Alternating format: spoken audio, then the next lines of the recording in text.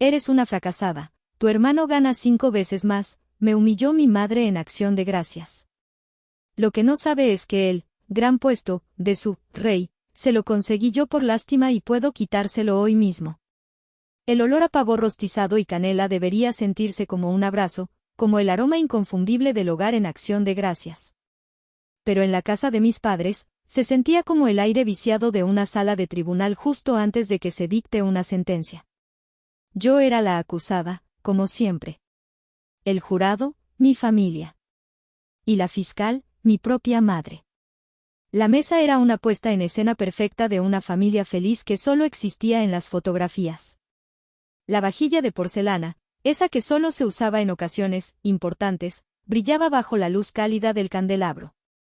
Mi padre, Ricardo, en la cabecera, cortaba el pavo con una concentración exagerada, un hombre que había aprendido que el silencio era su mejor refugio.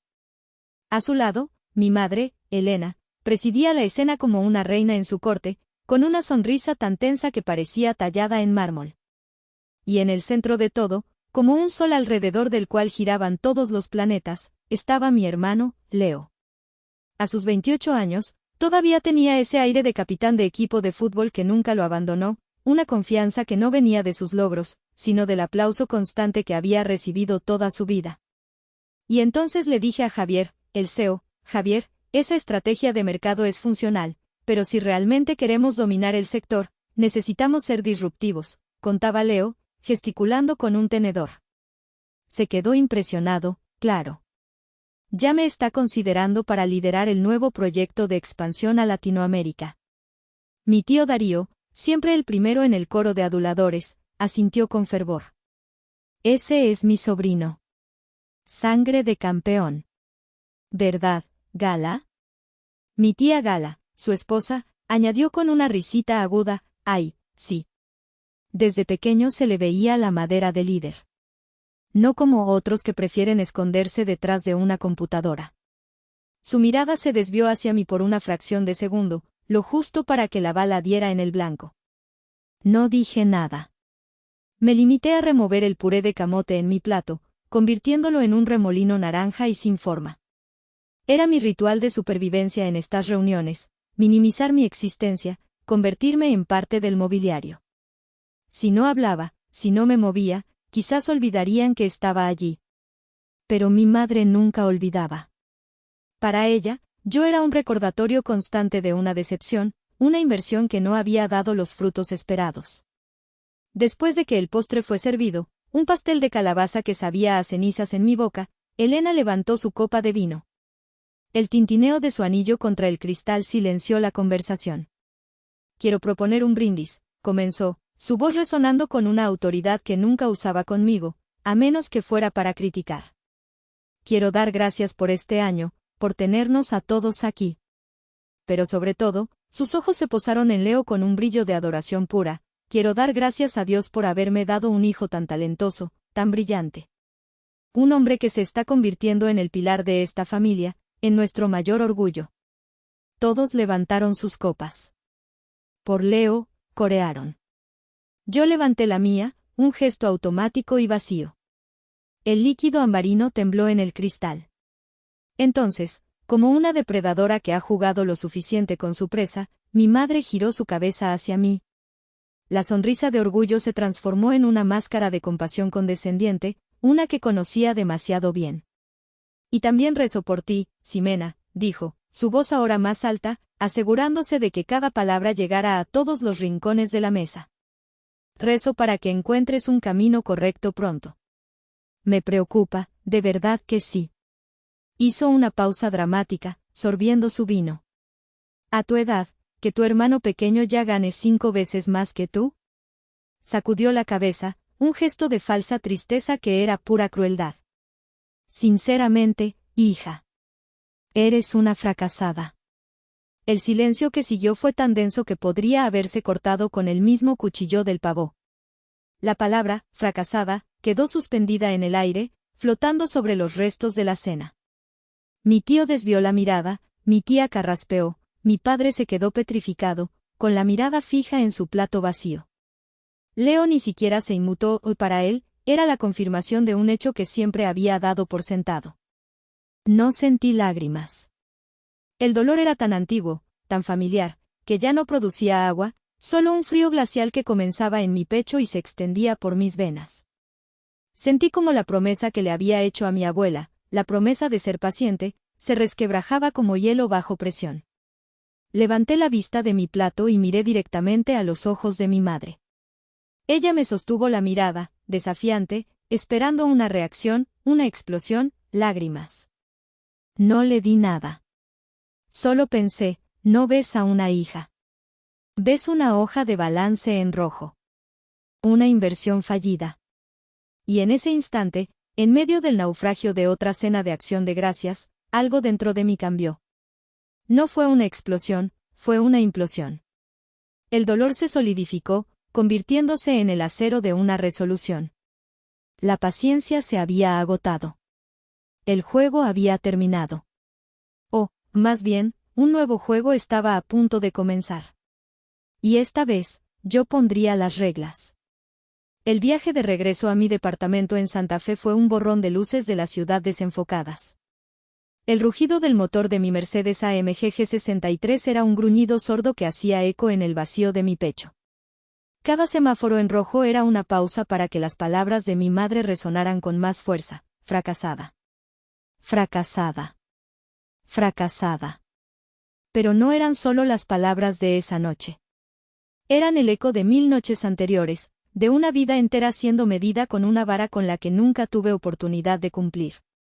Mi mente, que durante el día analizaba mercados y calculaba riesgos de inversión de millones de dólares, ahora se convertía en el curador de un museo privado y doloroso, el Museo de los Agravios Familiares. La primera exhibición apareció nítida en mi memoria, yo, a los 18 años, en la misma sala donde acabábamos de cenar. Sostenía con manos temblorosas la carta de aceptación del ITAM, una de las universidades más prestigiosas del país. Beca completa para la carrera de Economía. Sentía que el corazón me iba a estallar de orgullo. Mamá, papá, lo logré, exclamé, mostrándoles el papel como si fuera un trofeo. Mi padre sonrió, una sonrisa genuina pero fugaz, antes de mirar a mi madre en busca de aprobación. Elena tomó la carta, la leyó por encima y la dejó sobre la mesa con la misma indiferencia con la que dejaría la correspondencia del banco. Ah, qué bien, dijo, sin mirarme. ¿Economía? Bueno. Estudia mucho para que consigas un buen trabajo de empleada en algún corporativo. Una semana después, Leo, con 16 años, ganó el campeonato de fútbol intercolegial. Mi madre organizó una fiesta para 50 personas. La casa se llenó de globos, música y risas. El trofeo de plástico dorado de Leo fue exhibido en la sala durante meses. Mi carta de aceptación terminó en un cajón. La siguiente sala del museo era más oscura, más íntima. Yo, a los 24, sentada en la pequeña mesa de la cocina de un diminuto apartamento rentado. Acababa de estructurar mi primer fondo de inversión. Tenía la estrategia, los contactos iniciales, la energía inagotable. Solo me faltaba el capital semilla, 100,000 pesos. Una cantidad que sabía que mis padres tenían, guardada para imprevistos. Les presenté mi plan de negocios, lleno de proyecciones y análisis de mercado. Mi padre pareció impresionado, pero nuevamente, sus ojos buscaron a mi madre. Elena ni siquiera miró los papeles. Dinero para esas fantasías tuyas, dijo, con un tono que usaba para espantar a un vendedor ambulante. Es tirar el dinero a la basura. ¿Por qué no haces algo sensato? Tu prima acaba de entrar al gobierno, tiene un puesto seguro, prestaciones. 2 meses después, le compraron a Leo un BMW deportivo de 500,000 pesos como regalo por haber pasado a tercer semestre de la carrera de marketing. Para que se mueva con comodidad, fue la justificación. Fue entonces cuando la pieza central del museo apareció en mi mente, mi abuela Amalia. Una tarde, una semana después de la negativa de mis padres, ella llegó a mi apartamento sin avisar. No dijo mucho. Simplemente se sentó, me sirvió una taza de té y puso sobre la mesa una pequeña caja de terciopelo desgastado. Dentro, sobre un lecho de seda amarillenta, descansaba su juego de joyas de oro y esmeraldas, el que mi abuelo le regaló en su aniversario de bodas. Esto es tu libertad, me dijo, su voz frágil pero firme. Para que construyas tus propios sueños, no los que otros quieren imponerte. Mis ojos se llenaron de lágrimas. Intenté negarme, pero ella tomó mis manos entre las suyas, que eran suaves y arrugadas como papel de seda. Solo prométeme una cosa, Ximena. No dejes que el dinero te convierta en enemiga de tu sangre. Ten paciencia con tu madre. Ella tuvo una vida difícil. Esa promesa se convirtió en mi ancla y mi cadena. Me aferré a ella a través de los años, incluso cuando el éxito empezó a llegar.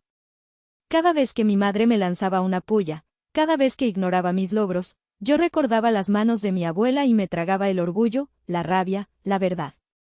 La última exhibición del museo era más reciente, más digital. Yo, a los 28 años, cerrando mi primer acuerdo millonario. Estaba en una oficina temporal en Nueva York, eran las 3 de la mañana. Sentía una euforia que me hacía vibrar. Mi primer impulso fue llamar a casa para compartir la noticia. Mi madre contestó, su voz somnolienta y malhumorada. Ximena, ¿sabes qué hora es? Mamá, lo siento, pero, lo logré. Acabo de cerrar un fondo de $1 millón, le dije, mi voz temblando de emoción. Hubo una pausa. Podía escuchar la televisión de fondo. Ah, qué bueno, hija. Oye, te tengo que colgar, que tu hermano necesita que lo lleve a comprar unas raquetas de tenis nuevas por la mañana y tengo que descansar. Y colgó. $1 millón. Y para ella, pesaba menos que unas raquetas de tenis. El coche se detuvo suavemente en el estacionamiento subterráneo de mi edificio. El silencio era total. Apagué el motor y me quedé mirando la oscuridad del concreto. El museo en mi mente finalmente cerró sus puertas. Comprendí que la paciencia no era una virtud, era un veneno que me había estado bebiendo a sorbos durante años. La promesa a mi abuela no era sobre soportar el abuso, era sobre no perder mi humanidad. Y quizás, la única forma de conservarla era arrancando de raíz la fuente del veneno. La puerta de mi penthouse se abrió con un suave clic, activado por mi huella digital. Al entrar, las luces se encendieron gradualmente, revelando un espacio que era el antónimo exacto de la casa de mis padres. Allá, todo era caos, muebles oscuros y una acumulación de recuerdos que pesaban en el aire. Aquí, reinaba el orden, el minimalismo y la luz. Paredes blancas, muebles de diseño italiano y un ventanal de doble altura que enmarcaba el horizonte centelleante de la Ciudad de México como una obra de arte viviente. Dejé mi bolso y mis llaves en la consola de mármol de la entrada y caminé descalza sobre el frío piso de madera de ingeniería. No había desorden, no había fotografías familiares en las paredes. Este no era solo un departamento, era mi santuario, mi fortaleza, la manifestación física de todo lo que había construido en silencio. Alexa, modo trabajo, dije en voz alta. Las persianas eléctricas descendieron hasta la mitad, atenuando las luces de la ciudad. Una sección de la pared que parecía un simple panel de madera se deslizó silenciosamente, revelando 3 monitores de alta definición que se encendieron al instante. Mi oficina en casa. Me senté en la silla ergonómica de cuero y el monitor central cobró vida, mostrando el dashboard principal de Alquimia Capital. Los números y gráficos brillaban en la penumbra, activos bajo gestión, valor neto de los fondos, tasas de retorno internas. Valor neto de Alquimia Capital, $75 millones americanos. Rendimiento anualizado, últimos 5 años 38%. Estos no eran solo números. Eran batallas ganadas, noches sin dormir, riesgos calculados y una fe inquebrantable en mi propia visión. Eran la prueba irrefutable de que yo no era una fracasada. El problema es que la única persona a la que necesitaba demostrárselo se negaba a verla. Mi dedo se deslizó sobre el mousepad de cristal y abrí la carpeta de Inversiones Semilla. Hice clic en una subcarpeta llamada Innovatech. En la pantalla apareció toda la información, el plan de negocios original, los análisis de riesgo, las actas de las reuniones del consejo. Inversión inicial, $2 millones americanos. Participación accionaria, 45%. Posición: presidenta del Consejo de Administración, anónima. Ser anónima había sido una decisión estratégica. En el mundo de las startups tecnológicas, a veces era mejor que el dinero hablara por sí mismo, sin un rostro que generara prejuicios o expectativas. Me permitía mover los hilos desde las sombras, tomar decisiones basadas puramente en datos, no en egos. Nunca imaginé que esa misma estrategia se convertiría en el escenario perfecto para un drama familiar. Abrí mi correo electrónico. Había uno de Javier, el CEO de Innovatec, de hacía un par de semanas. Asunto: contratación solicitada. Ximena. Confirmado. Leo R. ha sido contratado para la posición de Business Development Lead. Como solicitaste, el título es más rimbombante que las responsabilidades reales, que serán de nivel de entrada. El salario se ha fijado en 45,000 pesos mensuales, un 20% por encima de la banda salarial para esa posición, como indicaste. Personalmente, su currículum es débil y su actitud en la entrevista fue arrogante, pero procedí según tus instrucciones. Estará bajo la supervisión directa de la gerente de área. Déjame saber cuál es el siguiente paso. Saludos, Javier. Había sido yo. Yo le había conseguido el trabajo a Leo. Unas semanas antes de Acción de Gracias, mi madre me había llamado en uno de sus raros momentos de necesidad. Leo llevaba 6 meses sin trabajo después de haber sido despedido de su último empleo, algo que, por supuesto, la familia describía como una reestructuración injusta. Le pedí a Javier que le hiciera un hueco, que le diera una oportunidad. Fue un acto de buena fe, un último intento de tender un puente, de demostrar que, a pesar de todo, me importaba. Le dije a Javier que inflara el título y el sueldo para que mi madre estuviera contenta. Qué ingenua había sido. Mi gesto de paz había sido convertido en un arma para humillarme. 5 veces más que tú, había dicho ella. La ironía era tan amarga que casi podía saborearla. El sueldo de Leo, esa cifra de la que mi madre se sentía tan orgullosa, no era más que una fracción insignificante de los rendimientos que mis inversiones generaban en un solo día. Su gran trabajo era una limosna que yo misma le había concedido por lástima. Una sonrisa lenta y fría se dibujó en mi rostro. No era una sonrisa de alegría, sino de claridad. El tablero de ajedrez estaba puesto frente a mí. Mi madre creía que estaba jugando a las damas, moviendo sus piezas con una arrogancia ciega. No tenía ni idea de que yo era la dueña del tablero, de las piezas, y que acababa de decidir que era hora de hacer jaque mate. Me acerqué al ventanal y miré la ciudad a mis pies. Un mar de luces que representaba a millones de personas, cada una con sus propias batallas. Mi batalla ya no se libraría en silencio. La reina del castillo de cristal estaba a punto de bajar a la arena. Los lunes por la mañana, mi rutina era sagrada. Meditación a las 5:30 de la mañana, sesión de gimnasio a las 6, y a las 7:30, sentada en mi oficina en casa con un espresso doble, lista para analizar los mercados asiáticos. Pero desde la fatídica cena de Acción de Gracias, había añadido un nuevo ritual a mi agenda, la lectura del Informe Semanal de Desempeño, Leo R., enviado puntualmente a mi correo personal por Javier. Se convirtió en una especie de crónica de la incompetencia, un estudio de caso sobre cómo la arrogancia puede ser el mayor enemigo del talento, especialmente cuando el talento es inexistente. Informe Semana 1. Puntualidad, retraso promedio de 25 minutos. Tareas asignadas, análisis de competidores básicos. Resultado: entregó un documento de 2 páginas con información copiada y pegada de Wikipedia. Cuando su supervisora le pidió que profundizara, respondió: mi visión es más estratégica, no me dedico a tareas operativas. Comentarios adicionales: pasó la mayor parte de la tarde en llamadas personales en el área de la cafetería. Leí el informe con una calma quirúrgica. No había ira, solo una fría recopilación de datos. Cada error de Leo, cada muestra de su pereza, era una pieza más de evidencia en el expediente que estaba construyendo en mi mente. Informe Semana 2. Puntualidad. Mejoró. Solo 10 minutos de retraso promedio. Tareas asignadas. apoyo en la preparación de una presentación para un cliente potencial. Resultado, no aportó ninguna idea. Durante la reunión de equipo, interrumpió a la líder del proyecto para decir: conozco personalmente al director de esa empresa, déjenmelo a mí. Posteriormente, se descubrió que no conocía a nadie y solo buscaba adjudicarse el mérito si la presentación salía bien. Comentarios adicionales: fue escuchado quejándose con otro empleado de que está rodeado de gente sin visión. La ironía era exquisita.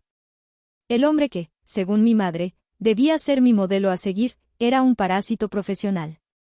Se alimentaba de los esfuerzos de otros, disfrazando su vacuidad con una capa de falsa confianza. Pero el clímax llegó durante la tercera semana. Fue tan perfecto, tan autodestructivo, que si lo hubiera escrito yo misma, habría parecido poco realista. El martes por la tarde, recibí una notificación en mi computadora. Un correo electrónico había llegado a la dirección consejo.directivo@innovatec.com, un alias que solo redirigía a mi bandeja de entrada personal y que existía para filtrar comunicaciones de alto nivel. Nadie en la empresa, salvo Javier, sabía quién estaba detrás de esa dirección. De Leo R. Para Consejo Directivo Asunto: propuesta estratégica urgente para la dominación del mercado. Mi ceja se arqueó. Abrí el correo. Era una obra maestra de la arrogancia ignorante.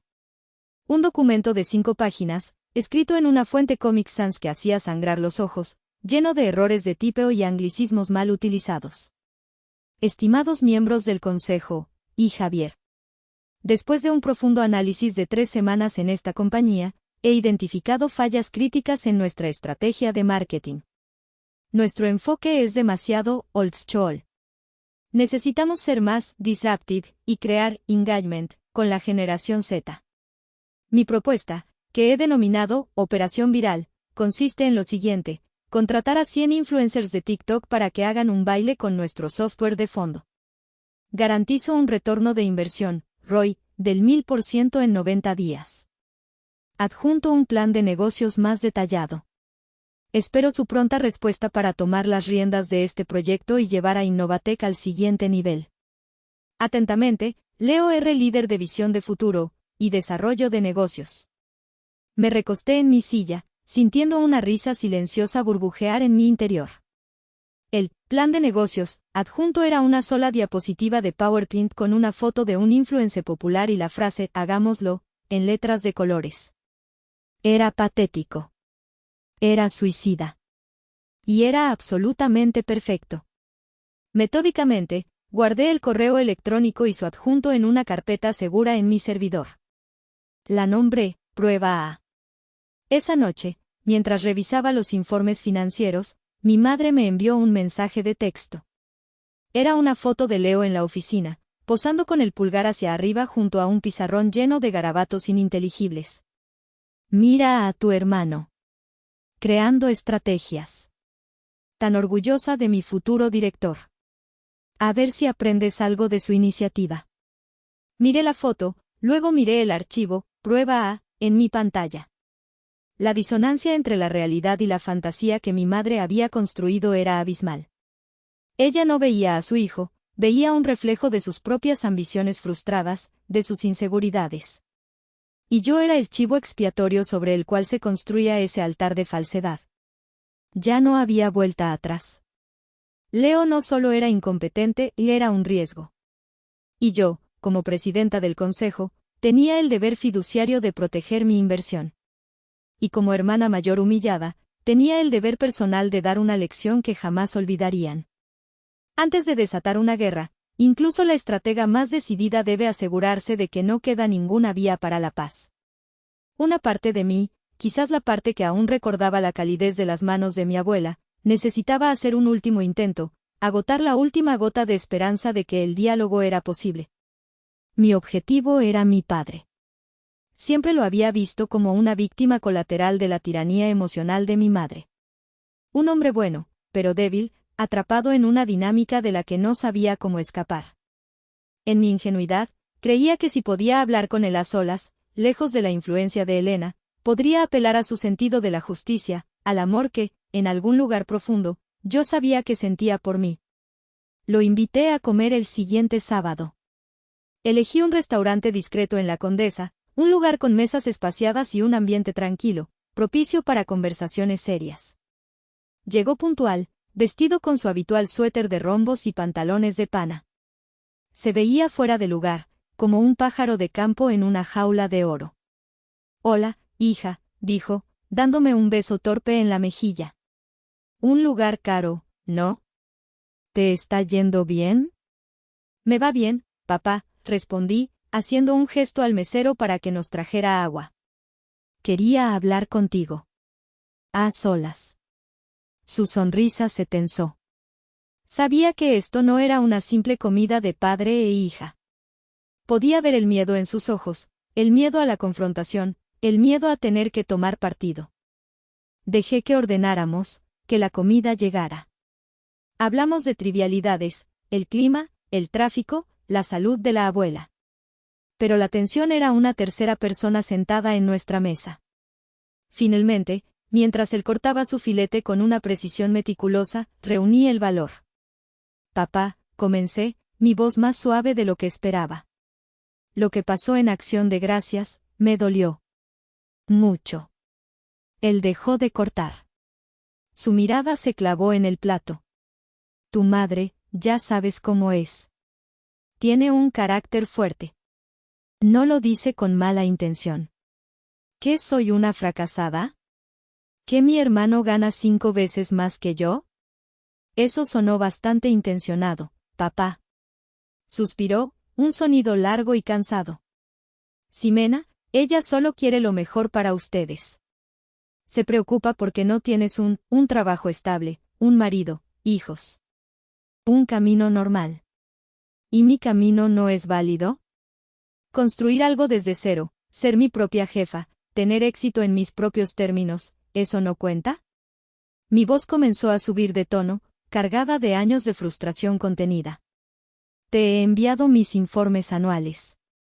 Sabes perfectamente que no me falta dinero. Sabes que lo que dijo mamá no es solo una opinión, es una mentira deliberada». Él seguía sin mirarme. «Las cosas no son tan sencillas. El dinero no lo es todo. Para tu madre, la imagen, lo que dirán, es importante. ¿Más importante que su propia hija? ¿Más importante que la verdad?» Me incliné sobre la mesa, buscando sus ojos. «Solo te pido una cosa, papá. Una sola vez. Habla con ella. Dile que se detenga. Dile que me está lastimando. Defiéndeme. Por una vez en tu vida, sé mi padre». El silencio se estiró, pesado y asfixiante. Podía ver la lucha interna en su rostro. Vi al hombre que me enseñó a andar en bicicleta, al que me leía cuentos por la noche. Y vi al hombre que se quedaba callado mientras su esposa me desmantelaba pieza por pieza. Finalmente, levantó la vista. Sus ojos estaban llorosos. Por un instante, una chispa de esperanza se encendió en mí. Pero entonces, dijo las palabras que lo rompieron todo. «Hija, por favor. No me pidas que me ponga en medio. No hagas las cosas más difíciles». Se encogió de hombros, un gesto de derrota total. Y en ese gesto, vi mi respuesta. No había un aliado allí. Solo un cobarde. Un hombre que prefería la paz de su propia sumisión a la integridad de su hija. El resto de la comida transcurrió en un silencio sepulcral. Pagué la cuenta. Lo acompañé a la salida.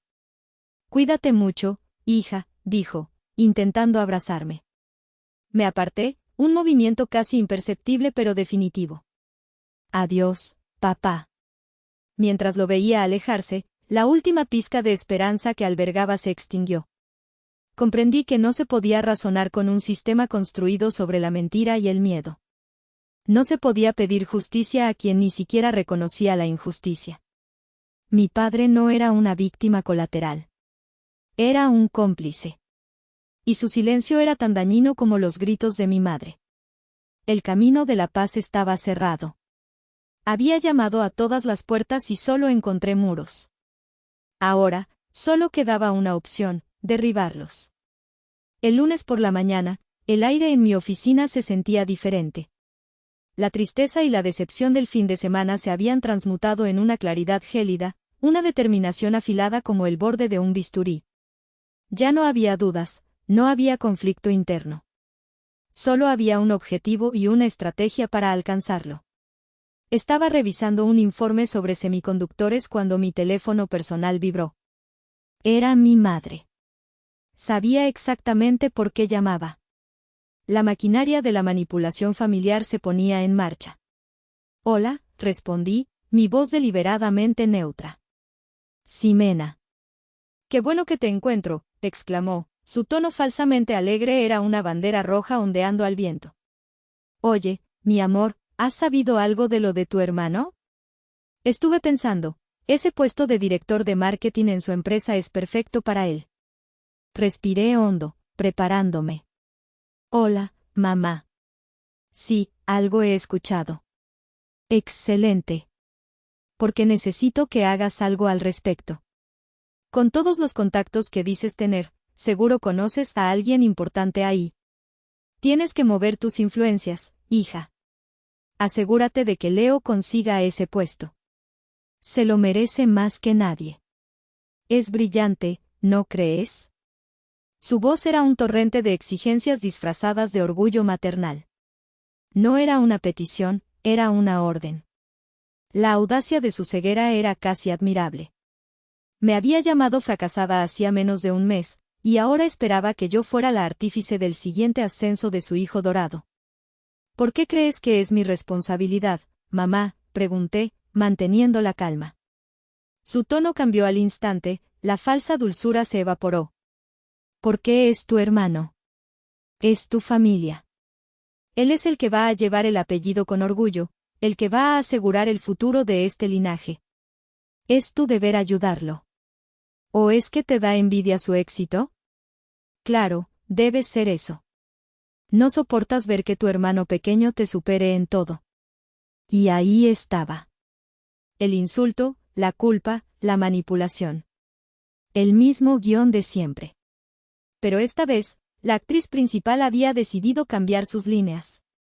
Entiendo, dije, mi voz tan fría que podría haber congelado el cable de fibra óptica. No te preocupes, mamá. Me voy a encargar personalmente de que Leo reciba exactamente lo que se merece. Así me gusta. Sabía que entrarías en razón, dijo, completamente ajena al doble sentido de mis palabras. Asegúrate de que sea rápido. Ese niño nació para ser director. Considera que el asunto está en mis manos, respondí. Colgué antes de que pudiera decir nada más. Miré el teléfono en mi mano por un largo momento. El catalizador final había sido activado. La puerta de la jaula se había cerrado de golpe, y era hora de que el león se diera cuenta de que no estaba solo. Inmediatamente, marqué el número de Javier. Javier, habla Ximena, dije cuando contestó. Cambio de planes. Necesito que nos veamos. Hoy. Nos reunimos una hora después en un club privado discreto del que yo era miembro. Javier, un hombre inteligente y perceptivo en sus 40, me debía su carrera. Fui la única inversora que creyó en él cuando solo tenía una idea en una servilleta. Su lealtad era absoluta. Le conté todo. La cena de acción de gracias, la conversación con mi padre, la llamada de mi madre. Le mostré el correo de Leo, la prueba A. Javier escuchó en silencio, su expresión pasando de la sorpresa a una indignación controlada. Presidenta, esto es inaceptable. Si quieres que lo despida hoy mismo, solo tienes que dar la orden. Negué con la cabeza. No, Javier. Eso sería demasiado simple. Demasiado misericordioso. Ellos no entienden de despidos. Entienden de apariencias, de estatus, de humillación pública. Y eso es exactamente lo que les vamos a dar. Me incliné hacia adelante, mis ojos fijos en los suyos. Vamos a organizar un espectáculo. La fiesta de fin de año de Innovatec será nuestro escenario. Quiero que infles el ego de Leo hasta que esté a punto de estallar. Hazle creer que es una estrella de rock, el futuro de la compañía. La mente estratégica de Javier se activó al instante. ¿Un falso premio? ¿Una promoción fantasma? Aún mejor, sonreí, una sonrisa que no llegó a mis ojos. Vas a crear el premio al empleado revelación del año. El premio será real, pero el ganador no será él. Y luego, anunciaremos el premio más importante de la noche, el premio a la visión estratégica. Y la persona que lo entregará, la gran patrocinadora de la empresa que se revelará por primera vez, seré yo. Javier se quedó en silencio por un momento, procesando la magnitud del plan. Luego, una lenta sonrisa se extendió por su rostro. Será un honor, presidenta. Un verdadero honor. Prepárate para el mejor teatro de tu vida. El jaque mate estaba diseñado. Las piezas estaban listas para moverse. Solo faltaba esperar a que el rey, ciego de arrogancia, caminara directamente hacia la trampa. El St. Regis Hotel de la Ciudad de México es un monumento al lujo y al poder. Sus salones, con techos altísimos y candelabros que parecen constelaciones de cristal, han sido testigos de acuerdos millonarios y galas de la alta sociedad. Era el escenario perfecto para el acto final de mi obra, un lugar donde las apariencias lo son todo y la caída desde la cima es mucho más dolorosa. La fiesta de fin de año de Innovatec era el evento más esperado por sus empleados. Barra libre, una banda en vivo y la promesa de bonos generosos. Yo había insistido en no escatimar en gastos. Quería que el ambiente fuera de opulencia, de éxito palpable, para que el contraste con la realidad que estaba a punto de desvelar fuera aún más brutal. Invité a mi familia como invitados de honor del CEO. Mi madre, Elena, estaba extasiada. Para ella, era la confirmación definitiva del estatus de Leo. Pasó 2 semanas planeando su atuendo. Llegaron como si fueran la familia real visitando una de sus provincias. Mi madre, con un vestido de diseñador demasiado llamativo para la ocasión, caminaba con la barbilla en alto, inspeccionando a los invitados como si evaluara a sus súbditos.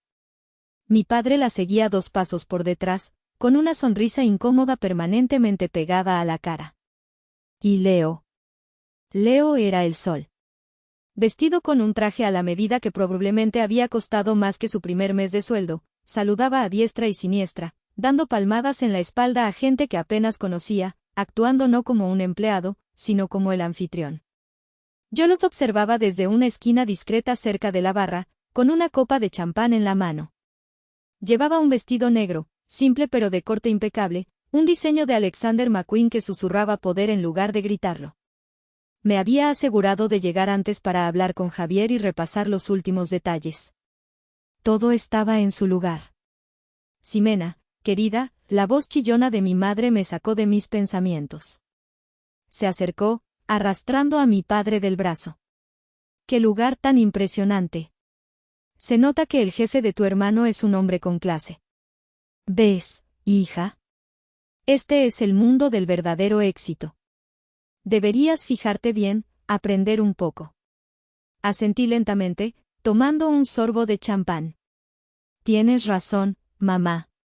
Estoy aprendiendo mucho esta noche. Mi sonrisa debió parecerle enigmática, porque frunció el ceño por un segundo antes de volver su atención a su verdadero interés. Leo, ven aquí, llamó. Mi hermano se acercó, radiante.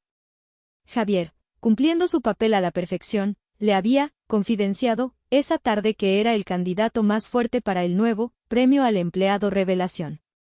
Su ego, ya de por sí inflado, había alcanzado proporciones estratosféricas. Hija, deberías estar orgullosa, continuó mi madre, pellizcándome el brazo. Tu hermano va a recibir un premio importante esta noche. ¿Un premio? ¿Tú cuándo has recibido un premio por tu trabajito? Nunca, mamá, respondí con sinceridad. Nunca he necesitado uno.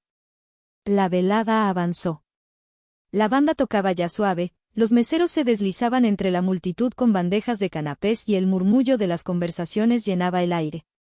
Mi familia se había instalado en la mesa VIP que Javier les había asignado, justo al frente del escenario. Desde mi posición, podía ver a mi madre contándole a cualquiera que quisiera escuchar sobre el genio de su hijo. Leo, por su parte, ya había bebido varias copas de whisky y su risa era cada vez más fuerte, más estridente. Observé a Elio, el joven y brillante ingeniero de software que sería el verdadero ganador del premio.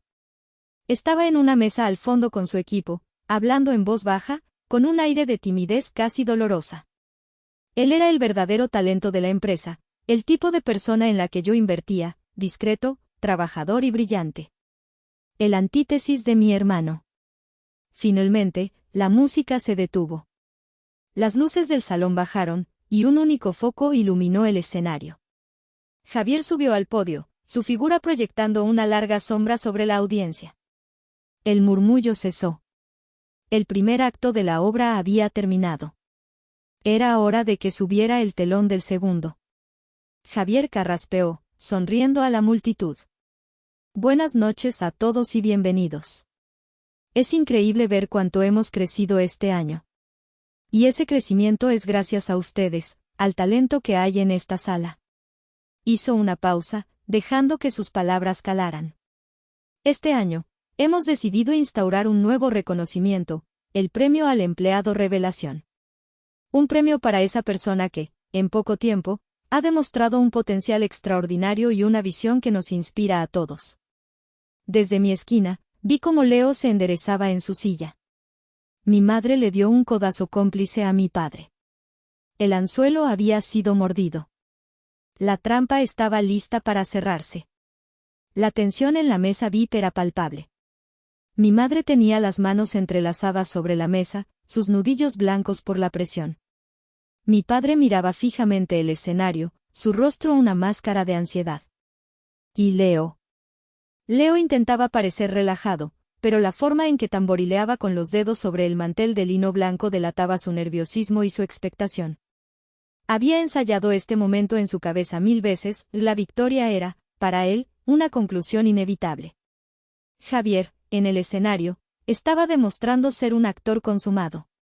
Hizo una pausa dramática, mirando unas tarjetas en su mano como si estuviera tomando una decisión difícil. Este año, la competencia ha sido reñida, continuó, su voz resonando en el silencioso salón. Hemos visto iniciativa, hemos visto pasión. Pero hay una persona que ha destacado por su capacidad para pensar fuera de la caja, por desafiar el status quo desde el primer día que puso un pie en nuestra oficina. La cámara principal, que proyectaba las imágenes en las dos pantallas gigantes a los lados del escenario, hizo un primer plano del rostro de Javier, y luego, deliberadamente, paneó sobre la audiencia y se detuvo por un segundo en la mesa de mi familia. Leo esbozó una sonrisa ensayada, una mezcla de humildad fingida y triunfo inminente. Mi madre se inclinó hacia mi padre y le susurró algo al oído, su rostro iluminado por un orgullo feroz. Esta persona ha revolucionado la forma en que vemos nuestros propios procesos, prosiguió Javier, elevando el tono. Con una dedicación silenciosa pero implacable, ha reescrito el código de nuestro algoritmo principal, optimizando su eficiencia en un 300%. Un logro que nuestros equipos anteriores tardaron 2 años en intentar sin éxito. En la mesa VIP, una arruga de confusión apareció en la frente de Leo. ¿Algoritmo? Código, lo oí murmurar, lo suficientemente bajo para que solo su mesa lo escuchara. Mi madre le lanzó una mirada tranquilizadora, como diciendo, es solo parte del discurso, están hablando de ti. Pero yo sabía lo que venía. Y vi el momento exacto en que la realidad comenzó a filtrarse en su burbuja de fantasía. Por su brillantez técnica, su humildad y su impacto monumental en el futuro de Innovatec, anunció Javier, su voz ahora firme y clara, el ganador del premio al empleado revelación del año es Elio Fernández, del Departamento de Ingeniería de Software. La música estalló. Los focos se movieron bruscamente desde la mesa VIP hasta la esquina más alejada del salón, iluminando a un joven delgado y con gafas que se quedó paralizado en su silla, con los ojos abiertos como platos. Sus compañeros de equipo estallaron en vítores y le dieron palmadas en la espalda, empujándolo suavemente para que se pusiera de pie. En las pantallas gigantes, la cara sonriente de Leo fue reemplazada por el rostro atónito y luego increíblemente feliz de Elio. La cámara volvió a la mesa de mi familia justo a tiempo para capturar la imagen que quedaría grabada en mi memoria para siempre, la sonrisa de Leo, congelada y rota, desmoronándose en tiempo real hasta convertirse en una mueca de incredulidad y humillación. El rostro de mi madre pasó del orgullo radiante a una palidez cerúlea, su boca ligeramente abierta en un «oh» silencioso de shock.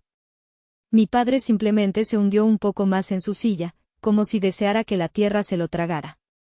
Elio subió al escenario, tropezando ligeramente con los escalones, y aceptó el trofeo y el cheque gigante de $1.000.000 de manos de Javier. Su discurso de aceptación fue breve, humilde y lleno de agradecimiento a su equipo. Era real. Era merecido. Y mientras el salón aplaudía a un verdadero héroe, la tragedia silenciosa se desarrollaba en la mesa del frente. La humillación pública era un veneno lento. Podía sentir sus efectos extendiéndose por las venas de mi familia. La gente de las mesas cercanas comenzaba a lanzarles miradas furtivas, susurrando entre ellos.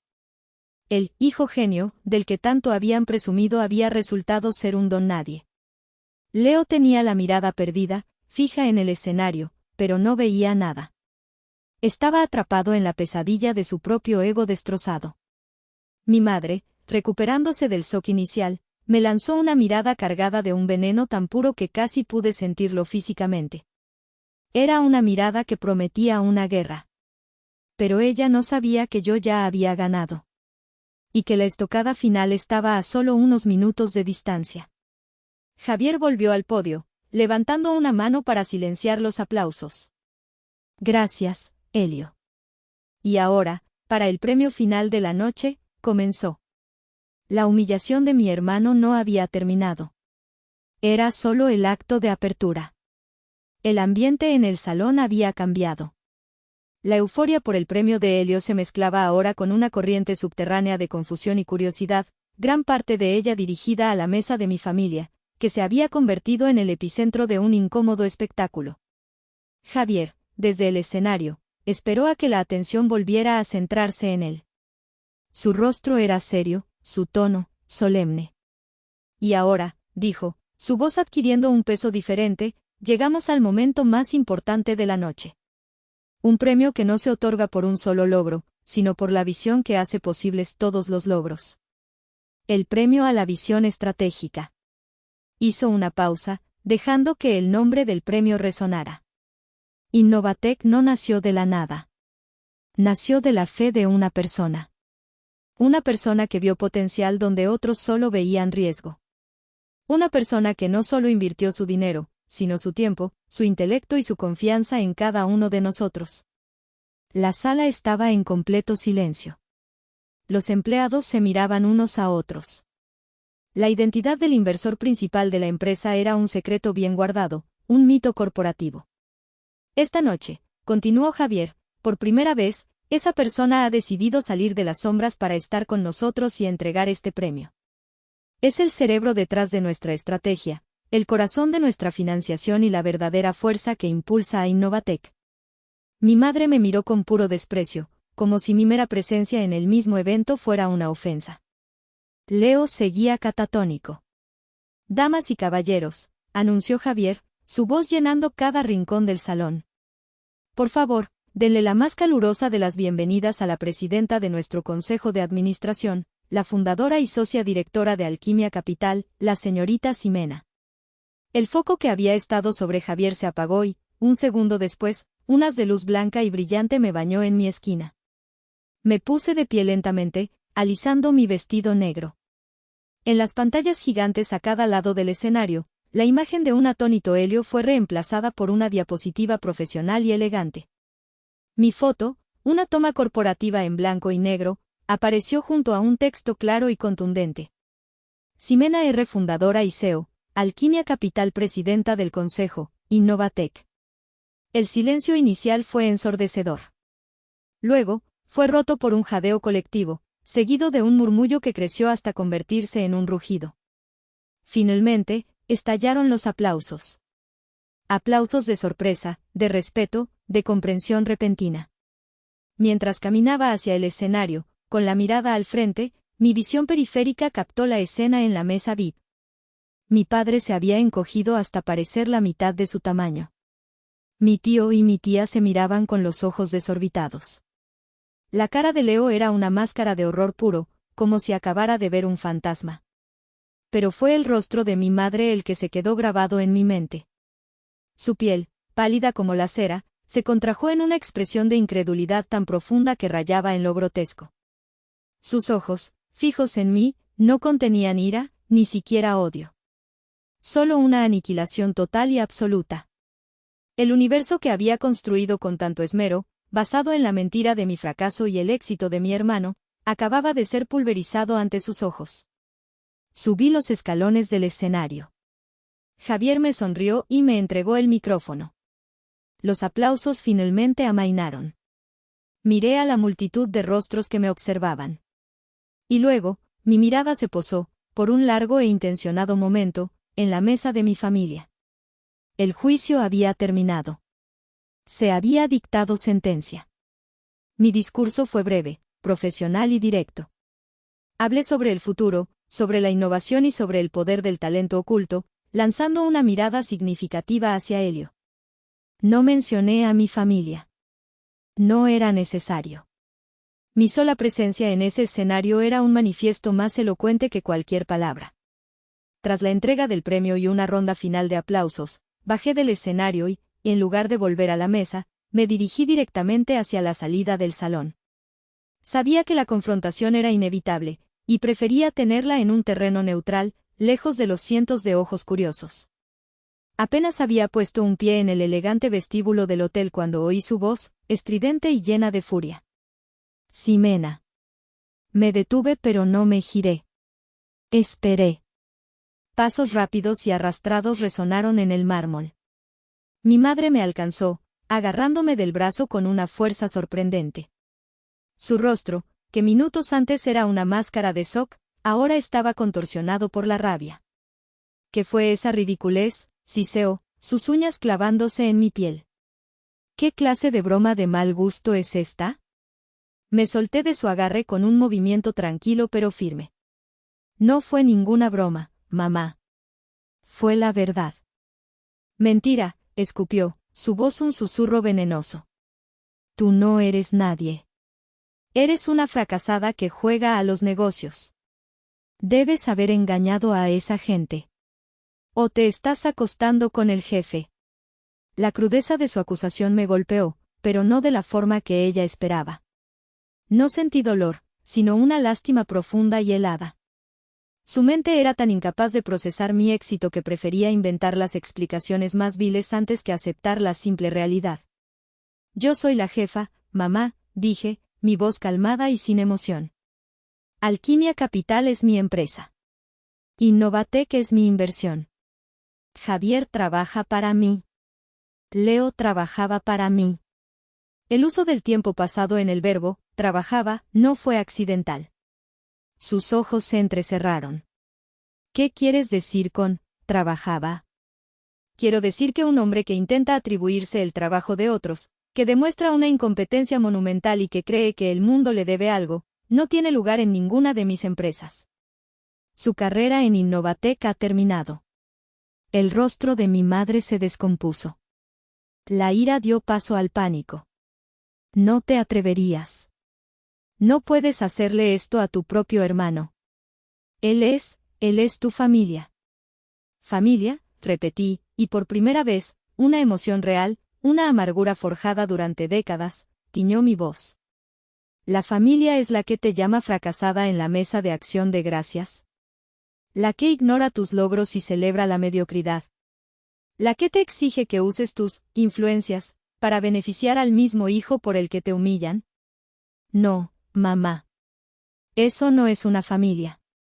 Es un culto tóxico. Y yo acabo de renunciar.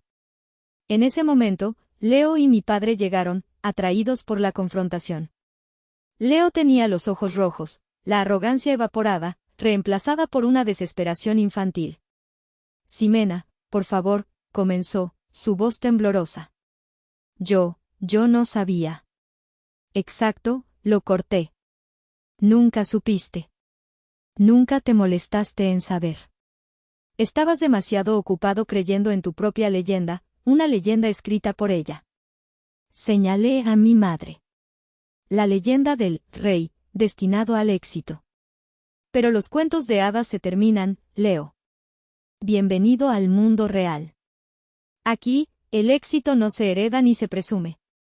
Se gana. Me giré para irme.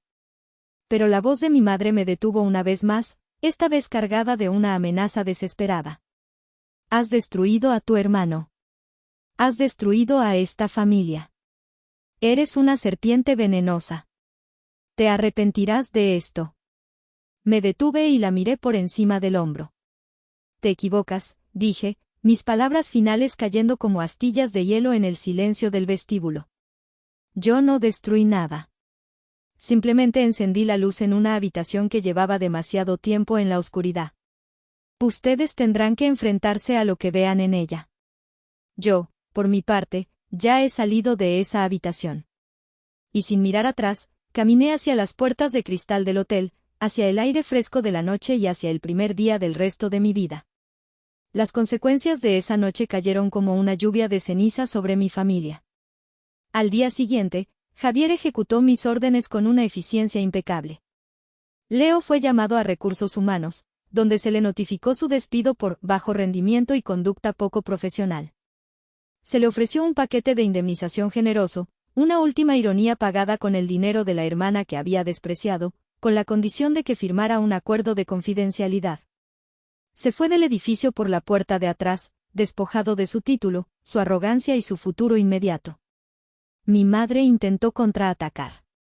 Durante las siguientes semanas, se embarcó en una campaña telefónica para difamarme entre el círculo familiar. Llamó a mis tíos, a mis primos, a cualquiera que quisiera escuchar, pintándome como una villana maquiavélica que había tendido una trampa a su inocente hermano por pura envidia. Pero su estrategia fracasó estrepitosamente. La revelación en la fiesta había sido demasiado pública, demasiado innegable. La noticia de mi verdadera posición se extendió como la pólvora. En lugar de encontrar aliados, mi madre se encontró con un silencio incómodo y miradas evasivas. La gente no es tonta y saben de qué lado sopla el viento del poder. Lentamente, la reina se encontró aislada en su propio reino en ruinas. El momento más inesperado llegó una semana después. Recibí un sobre por mensajería. No tenía remitente, pero reconocí la caligrafía pulcra y anticuada de mi padre. Dentro, había una carta de varias páginas. En ella, por primera vez en su vida, mi padre no se escondió. Escribió sobre el miedo que lo había paralizado durante 30 años, el miedo al temperamento de mi madre, el miedo al conflicto, el miedo a no ser suficiente. Confesó que siempre había sabido de mi inteligencia y mi determinación, y que su silencio no era por falta de amor, sino por un exceso de cobardía. He sido un espectador en mi propia vida, Ximena, escribió. Y mi mayor fracaso como hombre no ha sido en los negocios, sino en tu corazón. Te pido perdón, no porque espere que me lo concedas, sino porque necesito decirlo para poder mirarme al espejo. Leí la carta 2 veces. No lloré. Sentí un vacío, el eco de lo que podría haber sido. No respondí a la carta. En su lugar, hice los arreglos con mi banco para establecer una transferencia mensual a la cuenta de mis padres. Una cantidad generosa, suficiente para que vivieran cómodamente por el resto de sus vidas. Adjunté una nota, enviada a través de mi abogado. Para cubrir sus gastos. Esta es mi responsabilidad filial. Toda comunicación futura, por favor, a través de esta oficina. Era un acto final de cierre. Cumplía con mi deber, pero cortaba el lazo emocional. Podía darles mi dinero, pero ya no podían tener mi paz. 6 meses después, el sol de Tulum calentaba mi piel. Las olas del Caribe se rompían en la orilla con un ritmo suave y constante. Caminaba descalza por la arena blanca, dejando que el agua acariciara mis pies. A mi lado, mi abuela Amalia, a quien había traído a pasar unas vacaciones, caminaba en silencio, su paso lento pero seguro. Habíamos pasado la semana hablando de todo y de nada. Pero no habíamos tocado el tema de mi familia. No hasta ese momento. Rompiste la promesa que me hiciste, dijo de repente, su voz clara por encima del sonido del mar. Me detuve y la miré. Su rostro, surcado por las arrugas de 82 años de vida, estaba sereno. No había reproche en sus ojos. Lo sé, respondí en voz baja. Ella asintió, mirando hacia el horizonte infinito. Y estoy tan orgullosa de ti por haberlo hecho. Se giró para mirarme, sus ojos brillando con una sabiduría antigua. La promesa no era para que te convirtieras en su mártir, Ximena. Era para que no perdieras tu alma en el camino. Y a veces, para salvar tu alma, tienes que amputar lo que la está envenenando. La promesa más importante que una persona puede hacer es la que se hace a sí misma, la de ser libre. Una lágrima solitaria rodó por mi mejilla. No era una lágrima de tristeza, sino de liberación. Había ganado. Pero también había perdido la fantasía de una familia que nunca tuve. Miré el mar, su inmensidad azul y salvaje. La victoria tenía un sabor agridulce, la paz se sentía pesada. Y mientras el sol comenzaba a ponerse, pintando el cielo de naranja y púrpura, me hice una pregunta que me acompañaría siempre, una pregunta que ahora les hago a ustedes. ¿Existe alguna victoria que no se pague con el precio de una pérdida? ¿Y vale la pena pagar ese precio por la libertad?